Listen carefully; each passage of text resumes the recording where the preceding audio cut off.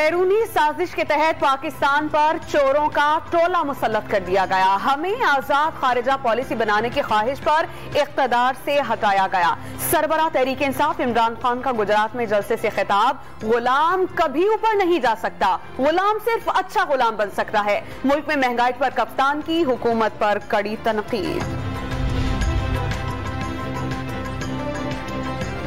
وزیر اعلیٰ پنجاب کی عمران خان کو گجرات سے انتخابات لڑنے کی پیشکش. پی ٹی آئی جلسے سے خطاب. گجرات میں انجینئرنگ یونیورسٹی بنانے کا اعلان. بے روزگاری کے خاتمے کے لیے صنعتی شعبے کو سہولیات دینے کا وعدہ.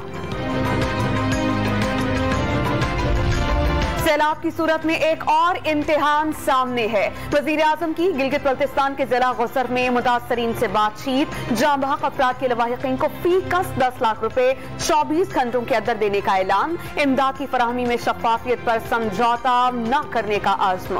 خیبر پختونخوا, سندھ, پنجاب, گلگت بلتستان اور بلوچستان میں سیلاب سے متاثرہ افراد سے اظہار ہمدردی. نقصانات کو ناقابل یقین قرار دے دیا. پاکستان سعودی عرب کے ساتھ سلامتی تعاون کو مزید فروغ دے گا. دونوں ممالک داخلی اور علاقائی سلامتی کے مسائل کا مقابلہ مل کر کریں گے. وزیر داخلہ رانا ثناء اللہ کی سعودی عرب کی وزارت داخلہ کے حکام کے وفد سے بات چیت. سعودی وفد کی قیادت commander border guard major general Muhammad bin Abdullah Alshehri نے کی. اور ایشیا کپ کے اہم میچ میں پاکستانی ٹیم کا ہانگ کانگ سے مقابلہ. کپتان بابر اعظم صرف 9 رنز بنا کر پویلین لوٹ گئے. محمد رضوان اور فخر زمان کی پارٹنرشپ. سپر 4 میں رسائی کے لیے پاکستان کا میچ جیتنا لازمی قرار.